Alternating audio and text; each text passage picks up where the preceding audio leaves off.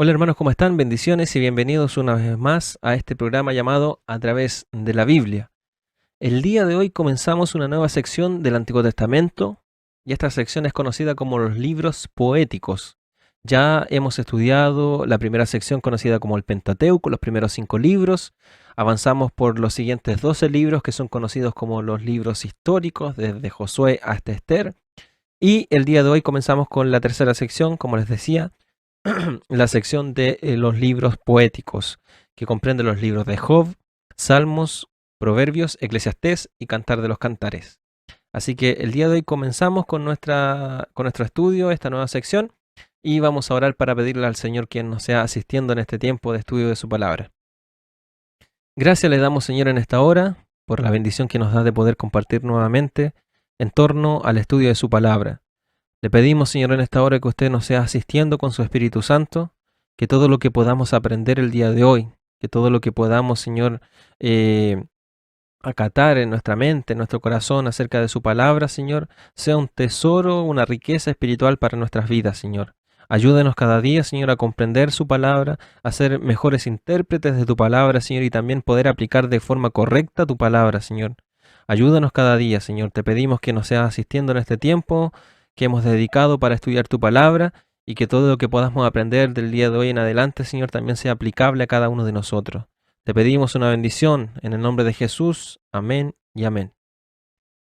Comenzamos entonces nuestro estudio de esta nueva sección conocida como los libros poéticos. Como les mencionaba, esta sección comprende los siguientes 5 libros.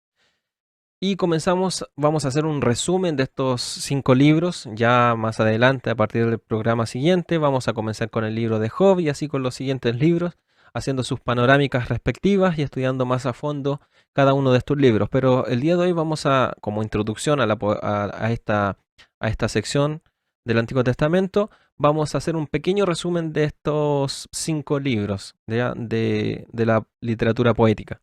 En primer lugar, nos encontramos con el libro de Job. ¿Qué características tiene este libro?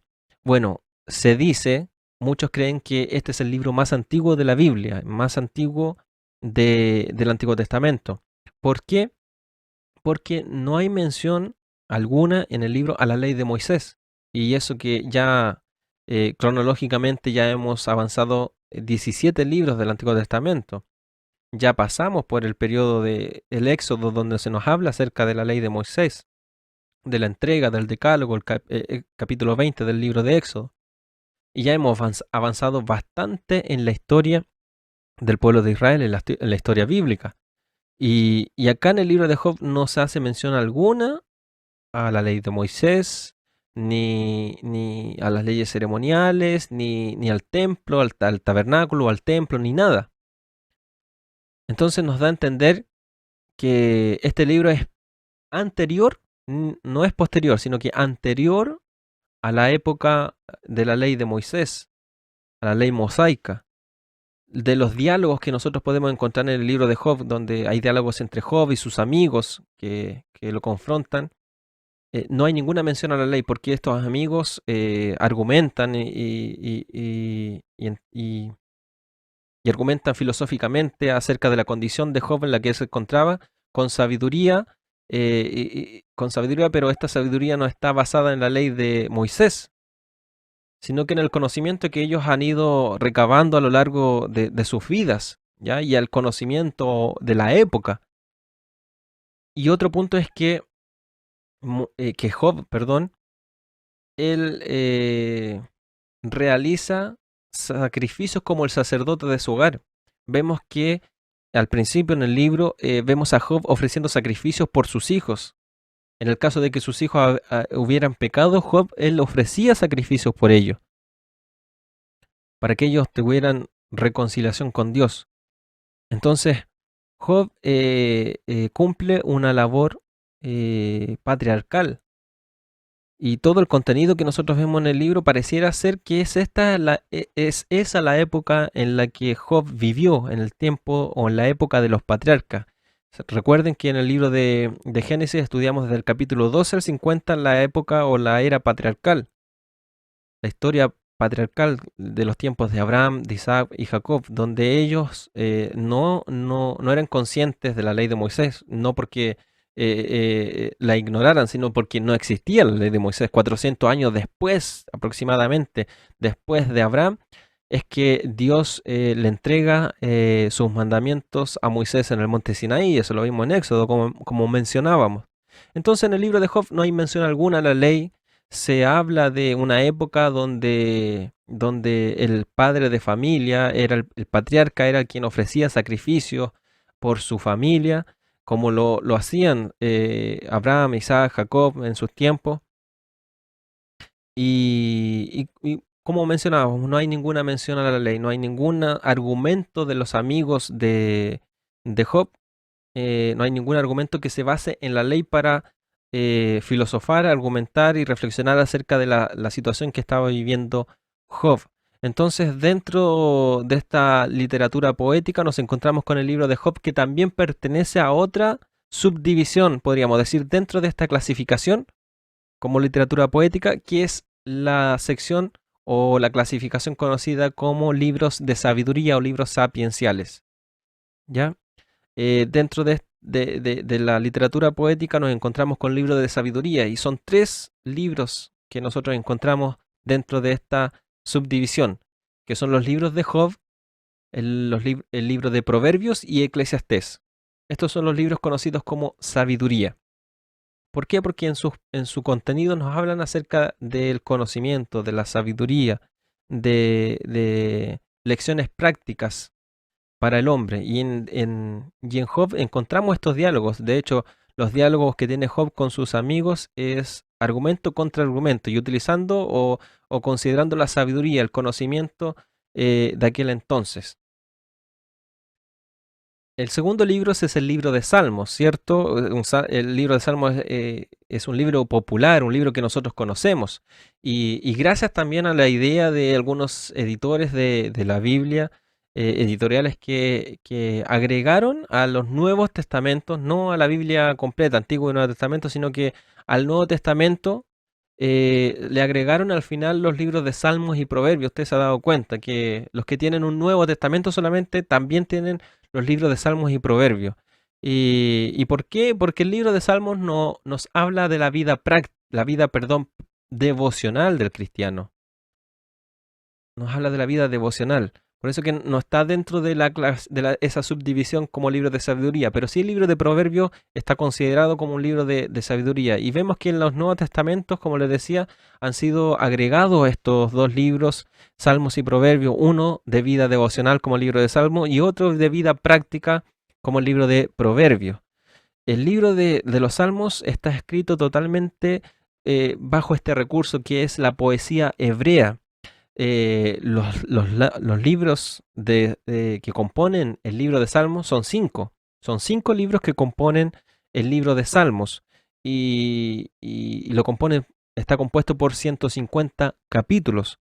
Y estos 150 capítulos, estos 150 salmos, cánticos, oraciones, son himnos. ¿Ya? Es como el himnario de los israelitas.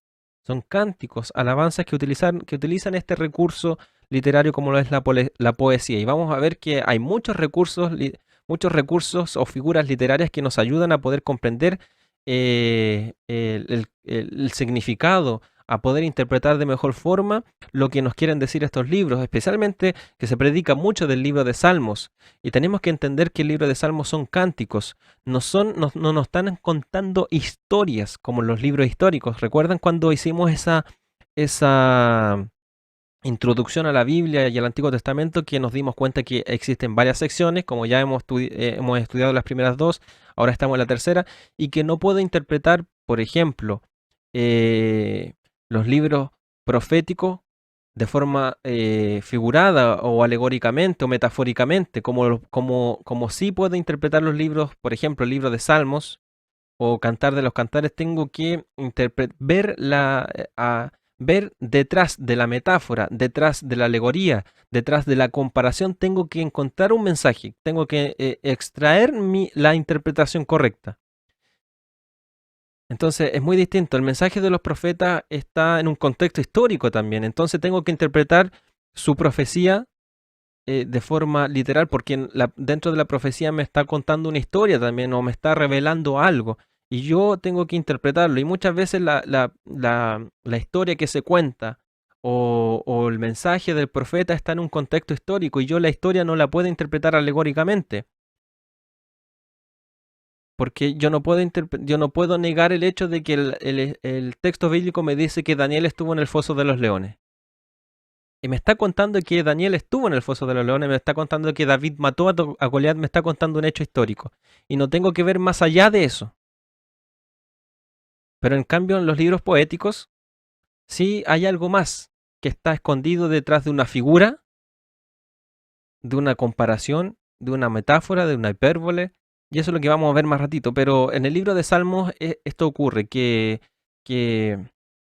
nosotros citamos mucho en los libros, predicamos mucho de los salmos, pero muchas veces no nos damos cuenta que detrás de los salmos o detrás de algún capítulo, detrás de alguna oración, detrás de una alabanza, hay una interpretación que yo debo extraer y no lo literal, no lo superficial, no lo que me dice exactamente el texto, sino lo que está detrás de aquella figura, detrás de de aquel recurso literario. Entonces, eso lo vamos a ver en un ratito más. También tenemos el libro de Proverbios, como decíamos anteriormente. El libro de Proverbios pertenece a esa sección conocida como literatura sapiencial o de sabiduría. ¿Ya? Probablemente el segundo libro del Antiguo Testamento que usan los creyentes de forma regular es el libro de Proverbios. Y recuerden por qué, porque además está anexado a los Nuevos Testamentos que hoy en día aparecen. Rebosa con dichos sabios acerca de cómo vivir una vida victoriosa desde el punto de vista de Dios. Y que obviamente es el único punto de vista que vale. Entonces el libro de Proverbios nos habla mucho de la vida cotidiana del hombre, de qué hacer, de cómo vivir, de qué alejarse, de qué tengo que hacer. Muchas lecciones prácticas. Y obviamente es un libro que al tener todas estas lecciones prácticas nos ayudan bastante a ser hombres sabios, a tomar en cuenta estos dichos, a tomar en cuenta estas lecciones prácticas, cortas, breves, precisas, pero que nos ayudan bastante a poder vivir una vida conforme a la voluntad de Dios. Como decíamos, desde la perspectiva de Dios, que es lo que vale, que es lo que cuenta. Entonces el libro de Proverbios nos enriquece con mucha sabiduría en cuanto a cómo poder vivir y a poder vivir la vida práctica. Recuerden, el libro de Salmos es una vida más devocional, pero el libro de Proverbios es una vida más práctica. Podemos poner en práctica todos estos dichos, todas estas lecciones acerca de la vida del hombre y de la mujer de Dios. También tenemos el libro de Eclesiastés. Quizás para la mayoría este es el libro más difícil de interpretar en el Antiguo Testamento, ¿ya? O de encajar dentro de la historia bíblica. ¿Por qué?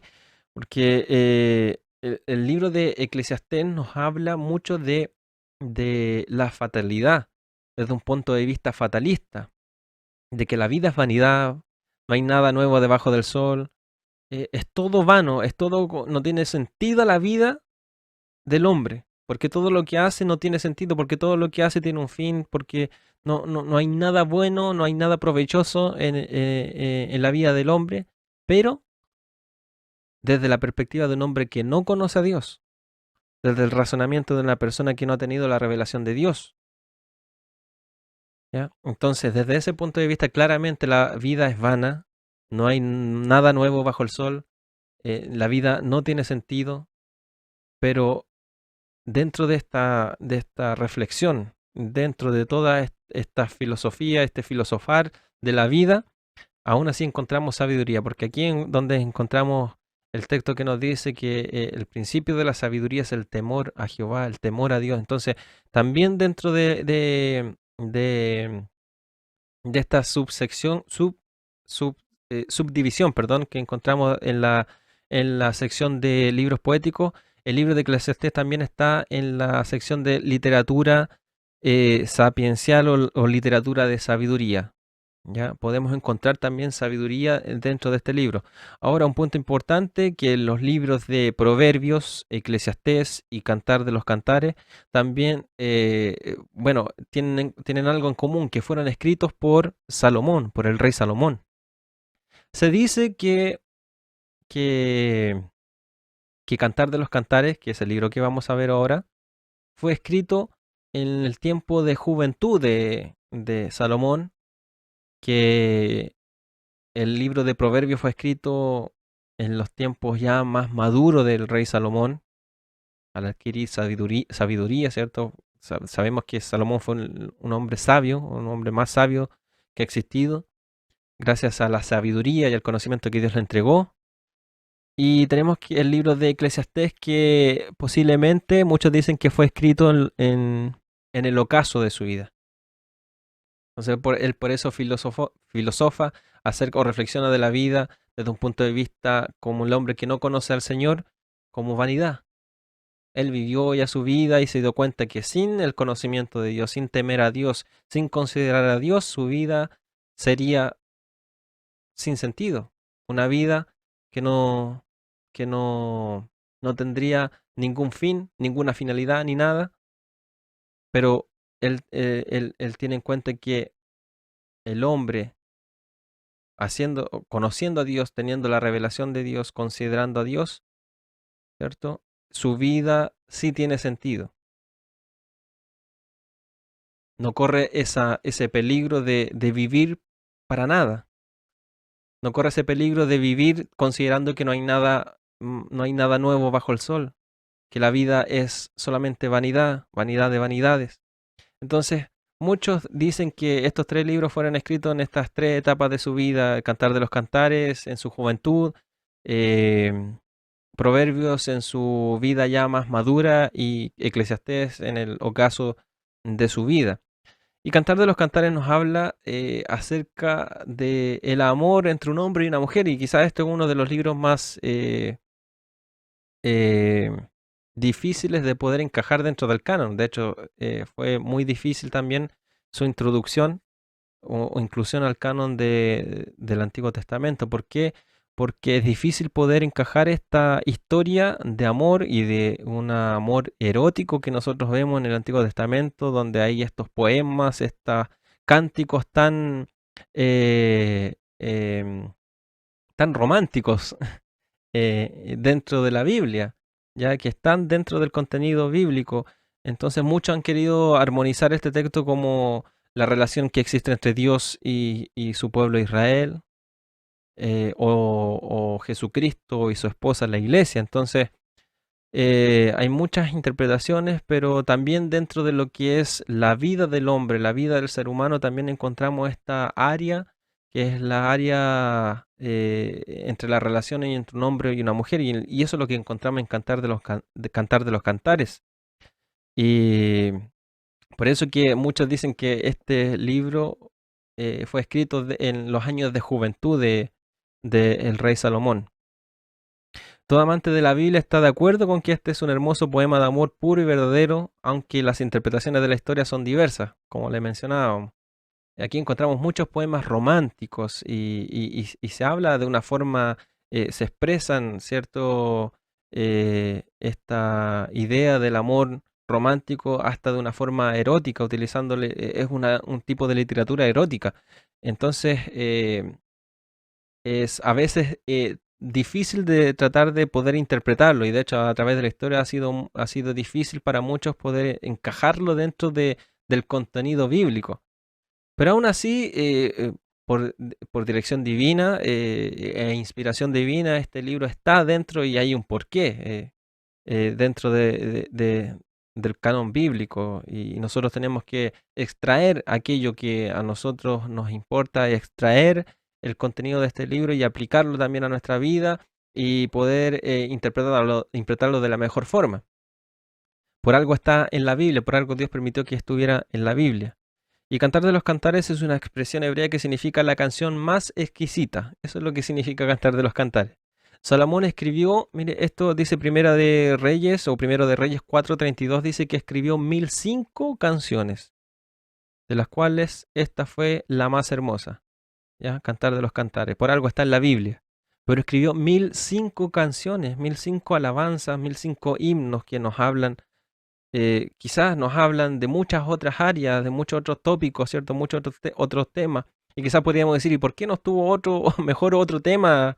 A lo mejor que hablara del amor a Dios, más claro, de amar a Dios, así como a la esposa, que fuese más claro, pero bueno, dentro de la voluntad de Dios era que este libro estuviera dentro del canon bíblico. Así que de alguna forma tenemos que interpretarlo y de la mejor forma, de la forma más correcta para extraer lecciones también de acá, de este libro. Entonces tenemos aquí a Salmos y Cantar de los Cantares que no pertenecen a esa subdivisión que es conocida como libros de sabiduría, pero sí que nos entregan bastante en cuanto a una vida devocional. Entonces estos 5 libros nos hablan acerca de la sabiduría, de la vida práctica, ¿cierto? Y como decíamos, Cantar de los Cantares, de la vida matrimonial, de la relación entre un hombre y una mujer, la vida devocional, como veíamos libro de Salmo, y que y en conjunto estos libros nos presentan esta sección conocida como libros poéticos.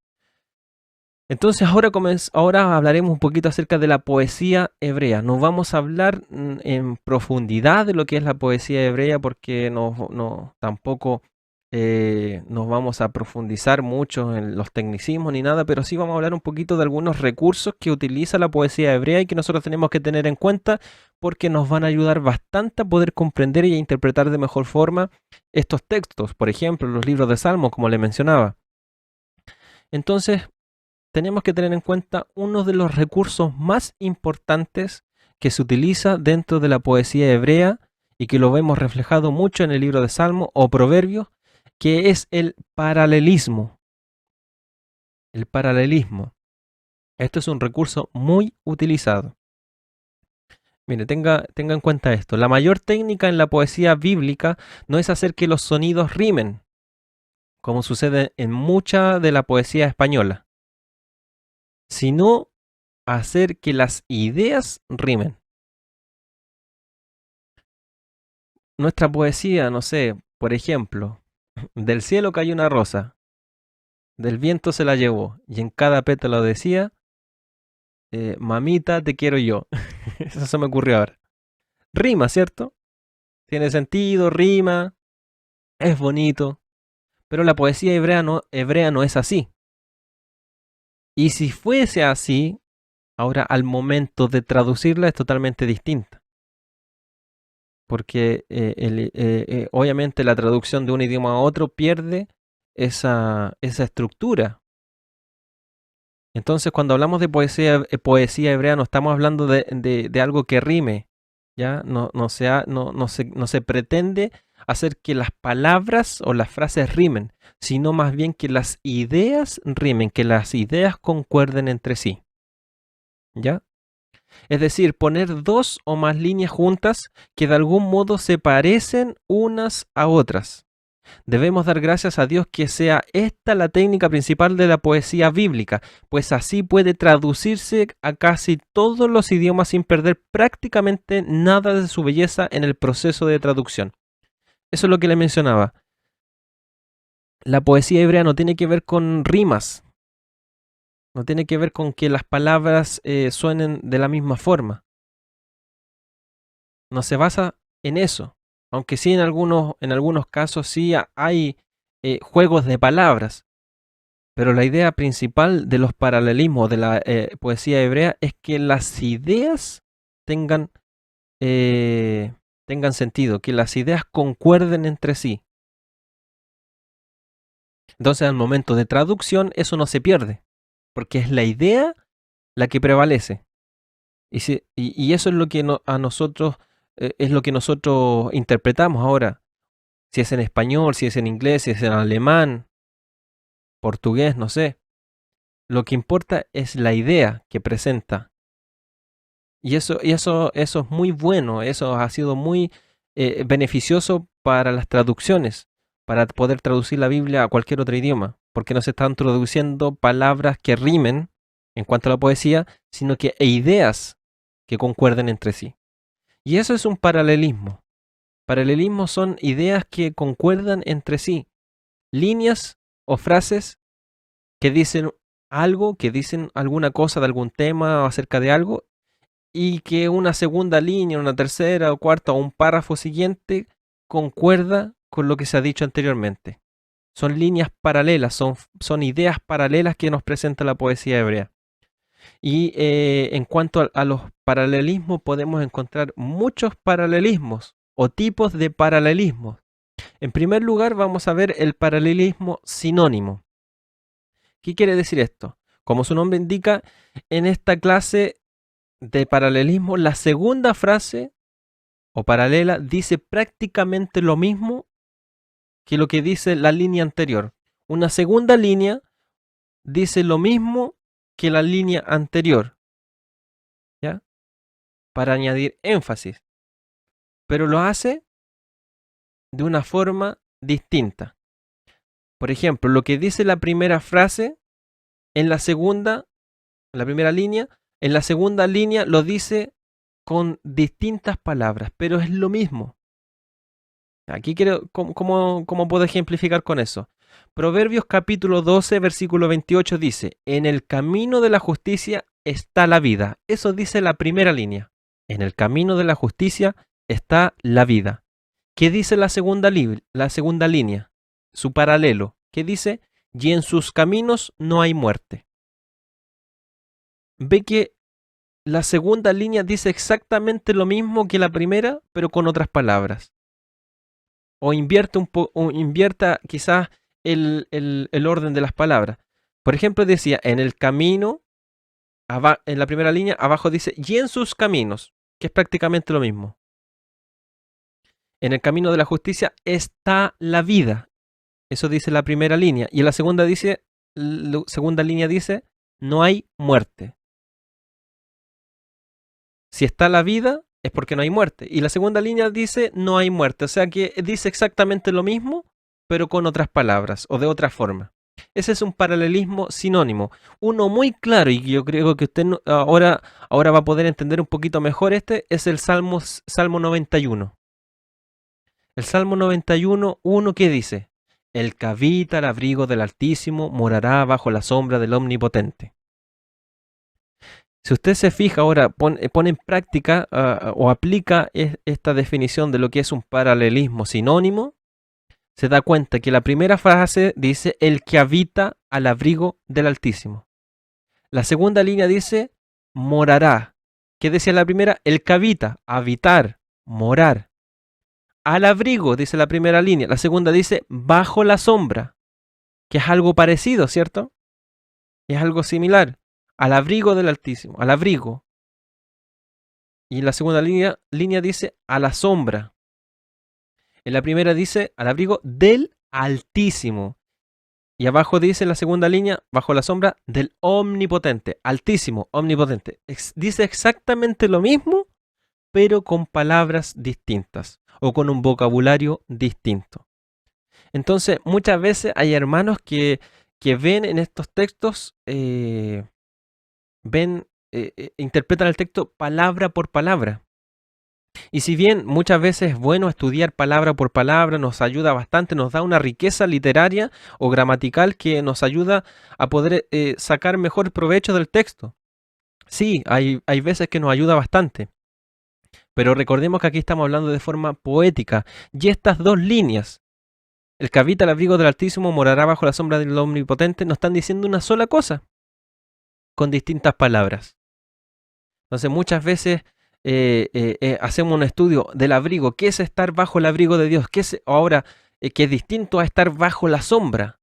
Entonces muchos hacen hincapié o colocan mucho énfasis en las palabras, pero no en el sentido o en la idea que nos quieren presentar. Y vuelvo a decir, esto es un recurso literario y nosotros tenemos que ver atrás, más allá de la figura literaria. No debemos interpretar la figura literaria, sino que debemos interpretar lo que a través de aquella figura nos quiere decir. Entonces, aquí tenemos un primer paralelismo, que es el paralelismo sinónimo, que la segunda frase dice exactamente lo que dice la primera frase, o la segunda línea dice exactamente lo que dice la primera, y con otras palabras. También tenemos el paralelismo antitético o antónimo. Si el sinónimo, la segunda línea, nos decía exactamente lo mismo, de una forma sinónima a la primera línea, entonces el antónimo nos está queriendo decir que la segunda línea o la segunda frase nos está diciendo totalmente lo contrario a la primera. Y esto lo podemos ver mucho en el libro de Proverbios. En el libro de Proverbios nos habla mucho de esto. Por ejemplo, dice Proverbios 10:12, el odio despierta rencillas. Pero la segunda frase dice, pero el amor cubrirá todas las faltas. ¿Ve? La primera línea nos habla acerca del odio. Y la segunda línea nos habla acerca del amor, algo totalmente contrario. Por eso que este paralelismo se considera como un paralelismo antitético antónimo. Y el libro de Proverbios está repleto de esto. Y por ejemplo tenemos también Salmos capítulo 1 versículo 6, porque Jehová conoce el camino de los justos. Y la segunda línea dice, mas la senda de los malos perecerá. Camino de los justos, primera línea, segunda línea, la senda de los malos. Entonces hay camino, sendas, justos, malos. Tenemos podemos decir aquí, podríamos aplicar también lo que vimos en el paralelismo sinónimo. En vez de decir caminos en la segunda línea dice sendas.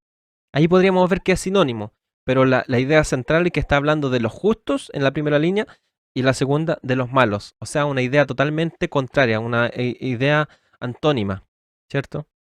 Opuesta. Entonces tenemos el paralelismo sinónimo que las dos líneas dicen exactamente lo mismo pero con diferentes palabras, y el paralelismo antónimo, antitético, que nos presentan dos líneas, ¿cierto? Dos temas, dos frases, pero que están opuestas entre sí. Son opuestas entre sí. También tenemos el paralelismo formal. Esta clase es paralela solo en estructura. Las dos frases no contrastan, ni expanden, ni enfatizan. Son sencillamente dos líneas de poesía unidas para expresar un pensamiento tema. Por ejemplo, tenemos el Salmo capítulo 2, versículo 6 que dice, pero yo he puesto mi rey, y la segunda línea dice, sobre Sión mi santo monte. Son dos líneas, ¿cierto? Son dos líneas paralelas, dos versos, podríamos decir dos versos, o dos frases paralelas, pero que no son ni sinónimas, ni son ni antónimas, sino que es una sola idea que está dividida estructuralmente en dos líneas. ¿Ya? Entonces, este es el paralelismo formal, que es una idea completa, pero en dos líneas. ¿Ya? Este es como bien sencillo. No tenemos que ver en la segunda línea algo que aquí me quiere decir algo que dijo en la primera, pero con otras palabras, no. Ni algo que es contrario o opuesto a lo que me dice en la primera línea, tampoco. Sino que la segunda línea es una continuación de la primera. Solamente que el escritor lo dividió en estas líneas paralelas. También tenemos el paralelismo sintético. Y esto apunta a que la segunda línea de la poesía construye, ¿ya? Construye el pensamiento de la primera, va afirmando, ¿ya? Reafirmando lo que dice la primera línea. Por ejemplo, el Salmo 23:1 nos dice, Jehová es mi pastor.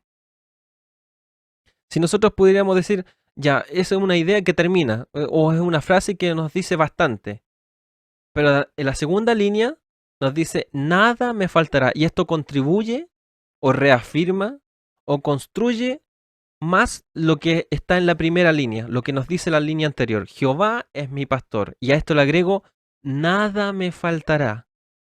Entonces nos damos cuenta que la primera línea sí se puede tomar en cuenta como una línea sola, ¿cierto? Como una idea independiente. Pero la segunda reafirma lo que dice la primera. Jehová es mi pastor, nada me faltará. Entonces yo puedo con la segunda línea poder interpretar o aludirles a atribuciones, en este caso, a la figura de Jehová como mi pastor, en que como Él es mi pastor, nada en esta vida me va a faltar. Y eso es lo que el escritor quiere hacer. Por eso que este paralelismo, el paralelismo sintético, lo que hace es reafirmar o atribuir o construir sobre ya la primera línea. Sobre la primera línea, sobre la primera frase, construye mucho más y nos da una mayor riqueza, o sea, nos ofrece más información y que para nosotros hoy en día nos sirve para poder interpretar, para poder aplicar, para poder extraer un mensaje o una idea o un tema o una lección con más riqueza para nuestra interpretación. O sea, tenemos más conocimiento. ¿Por qué? Porque la segunda línea fortalece, reafirma, construye lo que ya la primera me está enseñando. Por ejemplo, Proverbios 4:23 nos dice, sobre toda cosa guardada, guarda tu corazón. Porque esa frase sola ya nos dice bastante. Sobre toda cosa guardada, guarda tu corazón. Guárdalo.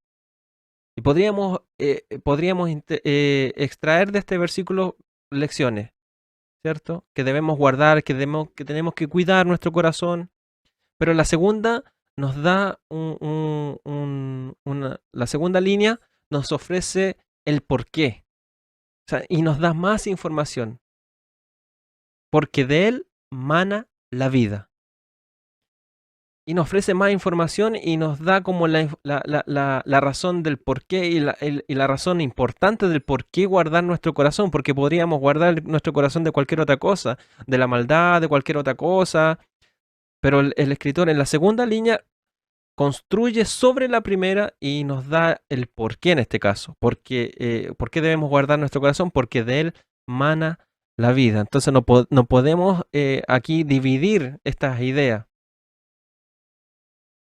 Entonces, este paralelismo nos damos cuenta cuando la segunda línea afirma, construye, reafirma lo que la primera línea nos presenta, ¿ya?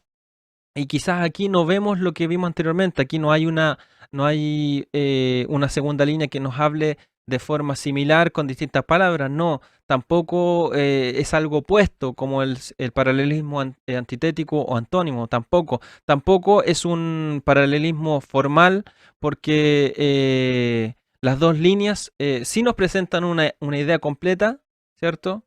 Pero en cuanto a su interpretación, el paralelismo sintético de la segunda línea reafirma lo que está en la primera. En cambio, en el paralelismo formal es una sola idea, una idea continua, ¿cierto? Como decíamos, pero yo he puesto mi rey, Salmo 2:6, pero yo he puesto mi rey sobre Sión, mi santo monte. Es una idea completa, pero el paralelismo sintético reafirma y nos da más información que contribuye a nuestra interpretación de la primera línea que nosotros encontramos en la poesía. También encontramos el paralelismo emblemático. Es una frase o palabra en la primera línea de la poesía ilustra el contenido de la segunda. ¿Qué quiere decir esto? Por ejemplo, el salmo también conocido bien popular, Salmo 42, versículo 1. Como el ciervo brama por las corrientes de las aguas, así clama por ti, oh Dios, el alma mía.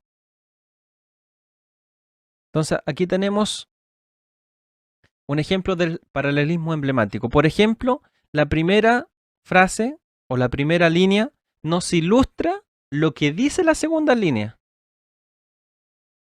La idea principal es la segunda línea, pero comienza con la ilustración en primer lugar. La ilustración es, en este caso, como el ciervo brama por las corrientes de las aguas. Esa es la ilustración. ¿De qué? De que así como ese ciervo clama por ti, oh Dios, el alma mía. Y ese es el contenido, ese es el tema principal, la segunda línea. Y la primera línea me lo está ilustrando, ejemplificando con algún ejemplo, ¿cierto? O con una ilustración. Me está ilustrando esa verdad que está en la segunda línea. O ese tema principal. O esa idea principal que está en la segunda línea. Y podríamos nosotros invertir el orden. Así clama por ti, oh Dios, el alma mía, como el ciervo brama por las corrientes de las aguas. Pero acá es al revés. El paralelismo emblemático presenta primero la ilustración. Por ejemplo, Proverbios capítulo 11, versículo 22 nos dice, como zarcillo de oro en el hocico de un cerdo. La segunda línea dice, es la mujer hermosa y apartada de razón. ¿Ven? Primero empieza con la ilustración del zarcillo de oro en el hocico de un cerdo. ¿Y cuál es la idea principal? Que así es la mujer hermosa y apartada de razón. Entonces podríamos invertir la idea para que la segunda línea quedara como primera línea y sea lo más importante. La mujer hermosa y apartada de razón es como zarcillo de oro en el hocico de un cerdo. Podríamos invertirla, ¿cierto? Para que la ilustración quedara en segundo lugar, pero acá el paralelismo emblemático es así. Ese es el recurso que utiliza el autor, el escritor. Utiliza primero la ilustración y después la idea o tema principal que quiere presentar. Entonces el paralelismo emblemático es una frase o palabra que está en la primera línea de la poesía y que ilustra el contenido de la segunda. ¿Ya? Entonces encontramos muchos paralelismos. Ahí mencionamos varios, ¿cierto? El emblemático, el sintético, el formal, el antitético, antónimo y el sinónimo. Esos son los tipos de paralelismo que nosotros podemos encontrar y que esta clasificación, la clasificación de libros poéticos, está llena de estos paralelismos. Como les decía, el libro de Proverbios está lleno de paralelismos, sobre todo paralelismos antitéticos, antónimos, que nos dice nos presenta una idea en la primera línea y la segunda dice totalmente lo opuesto. También tenemos que estudiar o considerar las figuras literarias para poder entender la literatura poética. Por ejemplo, las figuras literarias, llamadas también figuras retóricas, son recursos del lenguaje literario utilizados para dar más belleza y una mejor expresión a sus palabras. Es decir, el poeta, por ejemplo, usa estos recursos para mayor expresividad a sus sentimientos y emociones, a su mundo interior. No sé si usted se recuerda en algún momento que escribió una carta de amor en su vida a alguien que le gustaba en el colegio, cuando era más niño, no sé, o más joven. Y escribió una carta. No sé si alcanzó a escribir una carta. Entonces, cuando uno escribía, trataba de expresarse de la mejor forma y utilizaba palabras más bellas, buscaba en el diccionario alguna palabra más bonita, que sonara mejor, para expresar sus sentimientos, y lo hacía con palabras bellas, utilizaba de forma poética el lenguaje, ¿cierto? Expresaba de forma poética sus sentimientos, le dedicaba una canción, un poema, para poder expresar todo lo que sentía. Y quizás muchas veces no lo podía hacer con sus propias palabras, por eso que escribía algún poema o le dedicaba alguna canción. Exactamente eso es lo que nosotros tenemos que entender cuando nos encontramos con este tipo de literatura, sobre todo la literatura poética. Tenemos que ver más allá, porque el escritor describió ciertas situaciones o ciertas ideas o temas o ciertos conceptos y lo hace de una forma poética. Escribe, como Cantar de los Cantares, románticamente. Expresa sus emociones con palabras palabras más bellas, ocupa figuras literarias que les ayudan a poder expresar su sentimiento, como es en el caso de los salmos, donde vemos sentimientos como ira, como enojo, como venganza, como depresión, como tristeza, como alegría, gozo. Entonces el escritor tenía que expresaba sus sentimientos con palabras, lo expresaba de diferentes formas y utilizaba ciertos recursos. Y las figuras literarias nos ayudan bastante a eso. En realidad la literatura solo organiza y clasifica el tipo de expresiones que se encuentran habitualmente en el lenguaje coloquial. O sea, de la forma común y corriente que nosotros hablamos. Por ejemplo, el símil, que es una comparación. Podemos decir, ¿cómo podemos ejemplificar eso?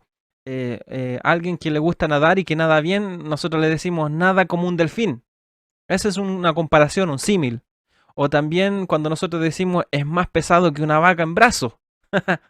¿Has escuchado ese dicho? Más pesado que una vaca en brazos. Eso es una hipérbole, una exageración. O también, por ejemplo, cuando queremos ser irónicos. Por ejemplo, decimos, pero qué simpático este niño. Qué simpático este niño. Pero, ¿qué es lo que queremos decir? ¿Queremos decir que es simpático o no? O queremos decir que no es simpático el niño, que es un poquito antipático el niño. Y lo decimos irónicamente, ¡ay, qué simpático este niño! Entonces, dentro de la literatura poética y dentro de la Biblia en general, nos encontramos con distintas figuras literarias, recursos literarios, figuras retóricas que nos ayudan a poder comprender un poco, ¿ya? ¿Por qué nos ayudan a comprender un poco? Porque si nosotros entendemos de que nos estamos enfrentando, que estamos leyendo un texto y nos damos cuenta que el autor está utilizando un recurso literario, una figura literaria, nosotros tenemos que entender que es una figura literaria, que es como palomas. Recuerden ese texto cuando el Espíritu Santo bajó como en forma de paloma. No es, no es que el Espíritu Santo sea una paloma, ¿cierto? No estamos interpretando literalmente. Entonces descendió como una paloma. Eh, tenemos muchos símiles o comparaciones. Las parábolas son un tipo de símil o comparación que Jesucristo utilizaba. La parábola es un recurso literario. Entonces tenemos que aprender a diferenciar o a poder darnos cuenta, ¿cierto? Detectar estas figuras literarias o recursos literarios para poder también comprender de mejor forma el texto. Por ejemplo, tenemos comparaciones. En la Biblia aparecen con frecuencia comparaciones vívidas entre dos cosas, y en especial en los 5 libros poéticos. En esta sección vamos a encontrar muchas comparaciones. ¿Ya? En primer lugar, vamos a hablar del símil. ¿Qué es el símil? Cuando la comparación usa la palabra como, se le llama símil. Por ejemplo, el Salmo capítulo 5, versículo 12 dice, porque tú, oh Jehová, bendecirás al justo como con un escudo lo rodearás de tu favor. Entonces compara a Jehová, compara al Señor como un escudo lo rodearás de tu favor. No es que el Señor sea un escudo, literalmente, pero se hace una comparación como escudo y eso nos da a entender que el Señor es protector, que el Señor nos cuida, que el Señor está a nuestro alrededor, que antes que nos toque a nosotros, lo tocan a Él porque Él es nuestro escudo. Entonces, cuando tenemos estas comparaciones con algo que es algo inerte incluso o algo abstracto también, como por ejemplo el amor, la tristeza, la paz, la tranquilidad, el enojo, la ira, podemos comparar con muchas otras cosas, con cosas inertes, con cosas abstractas, nos van a dar una mejor comprensión. ¿Por qué? Porque nos ayuda esta comparación a poder entender en parte, en este caso, a comprender cómo es el trato de Dios con sus hijos, cómo Dios se comporta en relación a sus hijos, a su creación.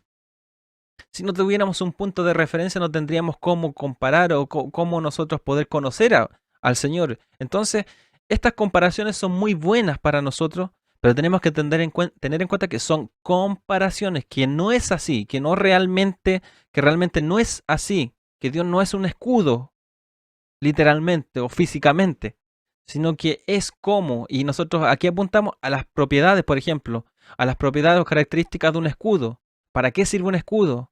¿Para qué se utilizaba? Entonces ahí nos va dando mucha más información, nos va dando muchos más recursos para nosotros poder entender en parte cómo Dios se relaciona con nosotros.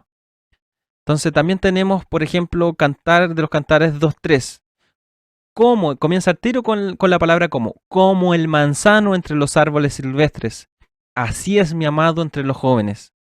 ¿Cómo? El manzano entre los árboles silvestres. Así es mi amado entre los jóvenes. O sea, resalta, ¿cierto? Nos quiere decir que este hombre resalta por sobre los demás. Así como un árbol de manzano resalta sobre los árboles silvestres que quizás no tienen fruto. Así también este hombre, ¿cierto? El amado resalta en relación a los demás jóvenes, entre los jóvenes. Entonces nos da a entender estas comparaciones, nos quieren enseñar algo y nosotros tenemos que saber interpretarlo y darnos cuenta con qué figura literaria nos estamos encontrando para sacar mejor provecho a nuestra interpretación. Entonces ahí tenemos un símil, que es una comparación. También tenemos la metáfora. Cuando la comparación es directa y a una cosa se le llama otra, sin el cómo. O sea, yo digo algo que esto es una cosa, pero sin decir cómo. Entonces estoy diciendo que estoy utilizando este recurso llamado metáfora. Por ejemplo, Salmo 84, versículo 11 dice, porque sol y escudo es Jehová Dios. ¿Se acuerda que en el anterior decía, como un escudo lo rodearás de tu favor? Ese era un símil, ¿cierto? Porque hace una comparación. Pero acá nos estamos dando cuenta que es una comparación. La metáfora es una comparación, pero la metáfora no utiliza la palabra como o tal como, no lo utiliza, sino que dice directamente que una cosa es otra cosa. En este caso dice que porque sol y escudo es Jehová. Pero nosotros entendemos que esto es una figura literaria porque ya hemos mencionado que Dios no es, o Jehová no es un escudo. Jehová no es el sol. Entonces esto es una figura literaria. Es una metáfora. Y tenemos que entender que es una metáfora, tenemos que entender que esto es un recurso. Y que el autor no está queriendo decir que Dios es un escudo, que Dios es el sol, no.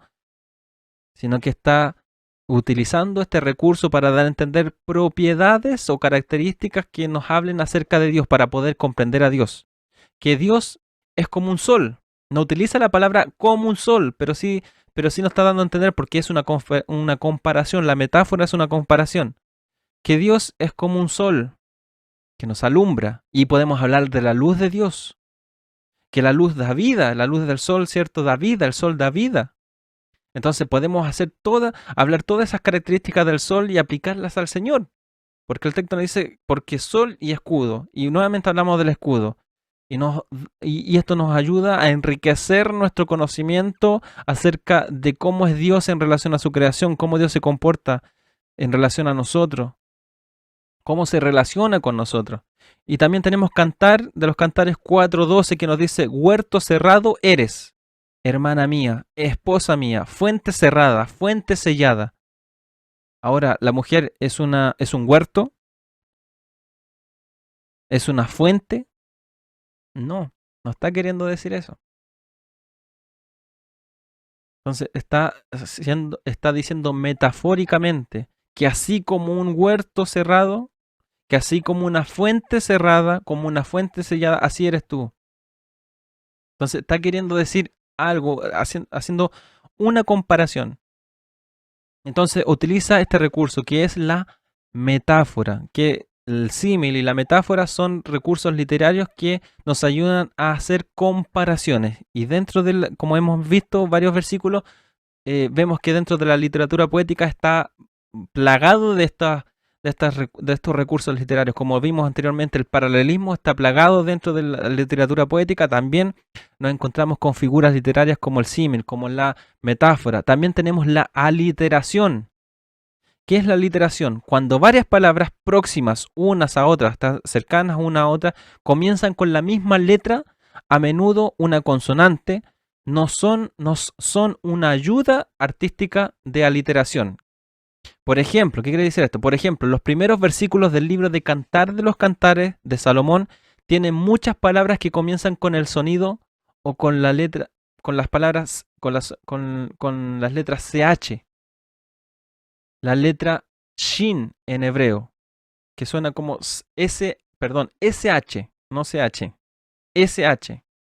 Y la letra en hebreo, que hay una letra conocida como la letra Shin, incluyendo el título del libro y el nombre de Salomón en hebreo. Salomón en hebreo se dice Shlomo o Shalomón. Es como traduciéndolo al español, Salomón, ¿cierto? Es como que es bien Es bien parecido, Shlomo o Shlomón. Y el nombre de cantar de los cantares en hebreo es Shir Hashirim. Shir Hashirim. Y hay muchas palabras en los primeros versículos de Cantar de los Cantares que comienzan con estas letras, o con esta consonante, o con esta letra del hebreo, del alfabeto hebreo, de la Shin, SH. Entonces, también hay un juego ahí de palabras que se utilizan estas consonantes que suenan parecidas, que utiliza palabras que comienzan con estas consonantes o que contienen estas consonantes iguales. Shir Hashirim, que es el nombre de cantar de los cantares, escrito por Shlomo, que es Salomón, y muchos versículos más que al comienzo del libro de Cantar de los Cantares contiene también estas consonantes o estas letras SH. Entonces, tienen estos juegos, también utilizan estos juegos, estos recursos. Ahora, al traducirse eso, en este caso al español, se pierde, ¿cierto? Se pierde un poquito. Por ejemplo, en el Nuevo Testamento el nombre Onésimo. Onésimo significa útil.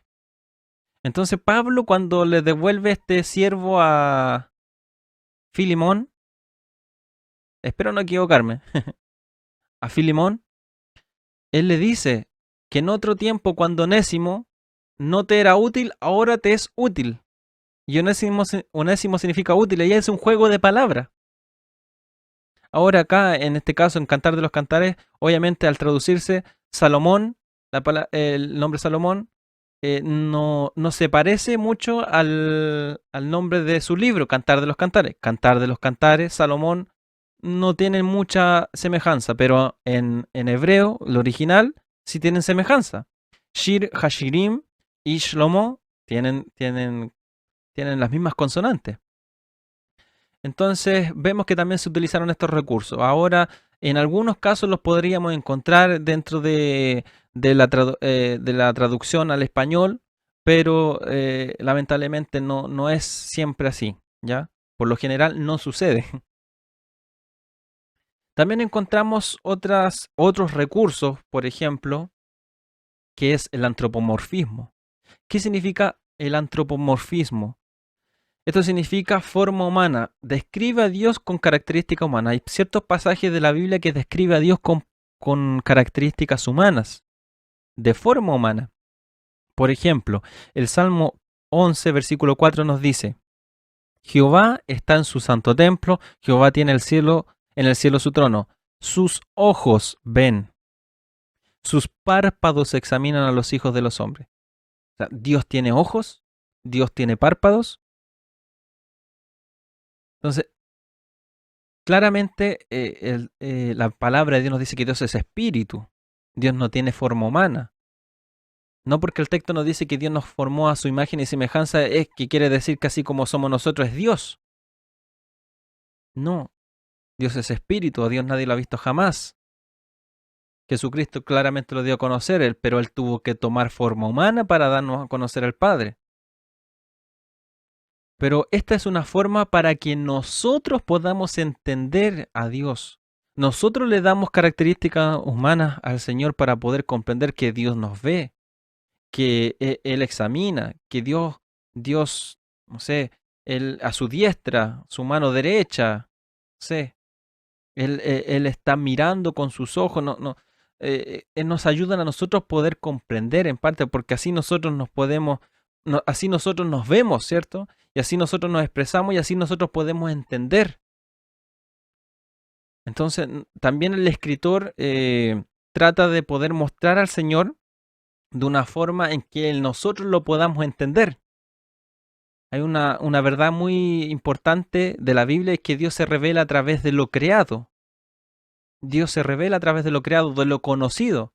Dios no se va a revelar de formas misteriosas al hombre, en el cual el hombre no pueda entenderlo, sino que de alguna forma tiene que entenderlo. Y los escritores le atribuyen características humanas para que nosotros también podamos entenderlo. Ahora también hay otra forma, otro recurso, que es el antropopatismo, y que eso tiene que ver con las emociones o sentimientos que nosotros le atribuimos a Dios.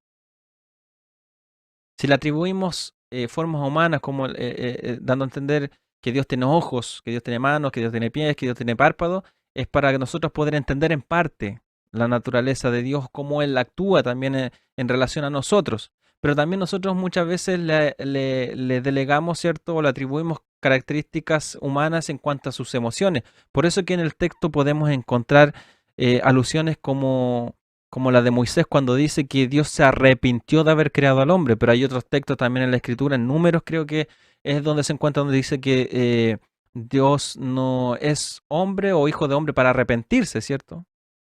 Entonces tenemos como una contradicción, pero es que lo que Moisés está haciendo es atribuirle a Dios una emoción o un sentimiento para nosotros entender en parte cómo Dios se sintió, cuál fue el sentir de Dios al ver su creación sumirse en la maldad. Entonces, no es que Dios se arrepienta verdaderamente, como dice el texto, que Dios no se arrepiente, que realmente Dios no se arrepiente, y eso es verdad. Pero sí Moisés le atribuye una emoción humana. Es Moisés quien le atribuye, el autor que le atribuye esos sentimientos, esa patología.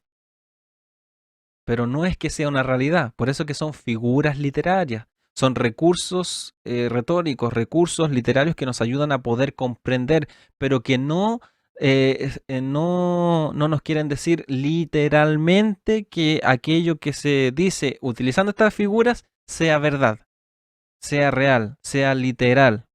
Recuerden, tenemos que buscar lo que la idea, el tema principal, la idea principal que nos quiere transmitir el autor a través de la figura literaria. Por ejemplo, también tenemos el zoomorfismo, y si el antropomorfismo es atribuirle características humanas a Dios, forma humana a Dios, el zoomorfismo tiene que ver con atribuirle características o formas de animales, formas de animales a Dios, animalescas. No sé si existiera esa palabra. Pero por ejemplo, el Salmo 91:4 dice, con sus plumas te cubrirá y debajo de sus alas estarás seguro. Escudo y adarga es su verdad. Sus plumas, sus alas. Ahora, ¿Dios tiene plumas? ¿Dios tiene alas? No. Es una forma para poder expresar la protección de Dios. Con sus plumas te cubrirá. Y ahí nos hace pensar en las gallinas como cubre a sus polluelos de la lluvia, del viento, los protege. Y debajo de sus alas estará seguro. Y aquí vemos una figura literaria, cómo se le atribuye al Señor formas animalescas, para también nosotros poder comprender. Saca algo de, en este caso, por ejemplo, de las gallinas que protegen a sus polluelos, de las aves que protegen a sus polluelos. Y aquí también encontramos en este salmo, el Salmo 91:4, un paralelismo sinónimo. Con sus plumas te cubrirá y debajo de sus alas estarás seguro. Es lo mismo, la segunda línea dice exactamente lo mismo. Con sus plumas te cubrirá. Y la segunda línea, en sus alas estarás seguro. Dice exactamente lo mismo. Entonces, vemos que la literatura poética está llena de estas figuras y de estos recursos literarios que nos ayudan a poder comprender. También tenemos la personificación. La personificación es cuando un objeto o cualidad abstracta se le trata como una persona. Por ejemplo, el Salmo 96, versículos 11 y 12 nos dice, alégrense los cielos. O sea, es algo abstracto, los cielos no tienen vida, ¿cierto? No es algo vivo, no es una persona, no es un ser. La tierra, alégrense los cielos y gócese la tierra. Brame el mar y su plenitud, regocíjese el campo y todo lo que en él está. Entonces todos los árboles del bosque rebosarán de contento. Entonces, aquí nos habla de la creación de Dios, de lo creado, de lo que vemos, ¿cierto? La naturaleza. Entonces vemos que se le personifica, se le atribuyen sentimientos. Ahora, podríamos decir que es un antropomorfismo, pero es algo abstracto. Se le atribuyen cualidades humanas a cosas abstractas, como el cielo, o también como el amor. Por ejemplo, el Proverbio 8:12 dice, yo, la sabiduría, habito con la cordura. Entonces se le está personificando a un concepto abstracto como es la sabiduría y a la cordura. Yo, la sabiduría, habito con la cordura y hallo ciencia o hallo la ciencia en los consejeros. Entonces, vemos que la personificación es atribuirles cualidades humanas, sentimientos a cosas abstractas, a cosas que son inertes, que no puedo, yo no puedo personificar claramente. No puedo decir, no puedo decir que esto es el amor, porque es algo abstracto y que también lo voy a interpretar de acuerdo al concepto de cada uno, aunque obviamente la palabra de Dios nos habla acerca del amor y nos presenta el apóstol Pablo lo que es el amor, pero, pero hay veces que yo no puedo definir claramente lo que es algún concepto abstracto, no lo puedo definir totalmente. Por eso que se utiliza la personificación, se le atribuyen cualidades para yo poder entender en parte. Entonces tenemos la personificación también y nos vamos a encontrar con muchos de esos textos, como mencionábamos, Salmo 96, 11 y 12, alégrense los cielos y gócese la tierra, brame el mar y su plenitud, regocíjese el campo y todo lo que en él está, entonces los árboles del bosque rebosarán de contento. Es poesía, totalmente poesía. Y también tenemos como último recurso, vamos a estudiar, es el acróstico. Esta es una técnica prácticamente imposible de traducir, pues el poema se basa en el alfabeto hebreo. Ya que fue escrito en hebreo, un acróstico utiliza este recurso de utilizar el alfabeto para poder realizar o poder describir lo que quiere, ¿cierto? Desarrollar un tema, una idea o una frase basándose en cada letra del alfabeto, en este caso del alfabeto hebreo. Por ejemplo, tenemos varios ejemplos en el Salmo, y el más conocido es el Salmo 119. Y ahí también cuatro de los 5 capítulos de Lamentaciones también están escritos de esta forma acróstica. ¿Ya? El libro de Proverbios concluye con el tributo de 22 versículos a la mujer ideal. Ya el Salmo, perdón, el Proverbio 31, del versículo 10 al 31. Habla de la mujer virtuosa, ¿cierto? Basándose en las letras del alfabeto hebreo.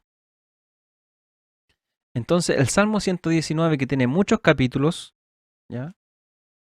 Cada sección de 8 versículos comienza con la letra del alfabeto hebreo. Contiene todas las letras del alfabeto hebreo en el Salmo 119. ¿Ya? El Salmo 119 tiene 176 versículos. 170, es el salmo más largo. 176 versículos tiene el Salmo 119 y está dividido en 22 secciones de 8 versículos cada uno.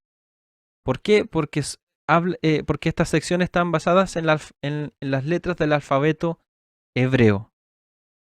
Eso es un acróstico. Entonces encontramos en el Salmo 119 todo el alfabeto hebreo, ¿ya? En secciones, en 22 secciones de 8 versículos cada uno, que conforman los 176 versículos del Salmo 119. También tenemos 4 capítulos de los 5 capítulos del libro de Lamentaciones, que entre paréntesis Lamentaciones también está escrito de forma poética, aunque es un anexo que nosotros lo encontramos en el libro de Jeremías, pero también está escrito de forma poética.